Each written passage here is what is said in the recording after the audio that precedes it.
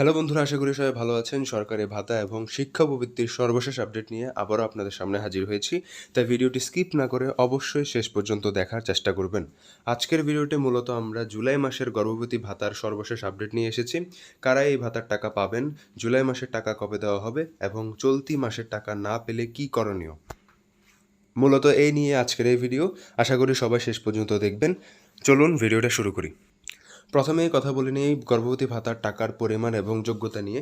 বাংলাদেশ সরকারের পক্ষ থেকে নির্বাচিত গর্ভবতী মাকে প্রতি মাসে ৮৫০ টাকা করে এই ভাতার প্রদান করা হবে। আবেদনের দিন থেকে শুরু করে মোট ৩৬ মাস বা ৩৬টি কিস্তির মাধ্যমে এই ভাতার টাকা পরিশোধ করা হবে। জনসংখ্যা নীতি অনুযায়ী এই ভাতার টাকা শুধুমাত্র প্রথম ও দ্বিতীয় সন্তানের ক্ষেত্রে সম্পূর্ণভাবে প্রযোজ্য হবে। তৃতীয় বা তার বেশি সন্তানের ক্ষেত্রে সরকার থেকে কোনো প্রকার ভাতা বা আর্থিক সহযোগিতার প্রদান করা হবে না। শুধুমাত্র প্রথম ২ সন্তানের ক্ষেত্রে আপনাদেরকে টাকা দেওয়া হবে। এরপরে যদি কোনো সন্তান হয় তাহলে ওদের জন্য টাকা দেওয়া হবে না।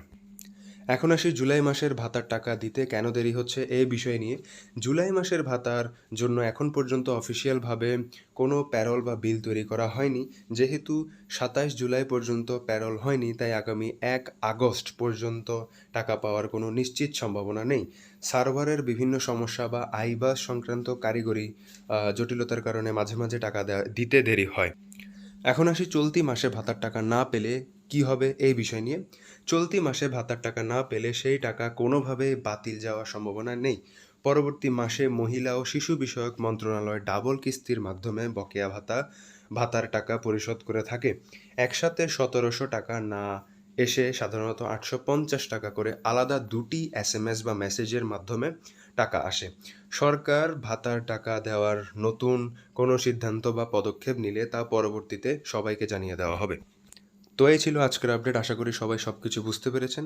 সরকারি ভাতা এবং শিক্ষা প্রবৃত্তির সর্বশেষ আপডেট সবার আগে পেতে আমাদের চ্যানেলটিকে সাবস্ক্রাইব করে আমাদের পাশে থাকবেন।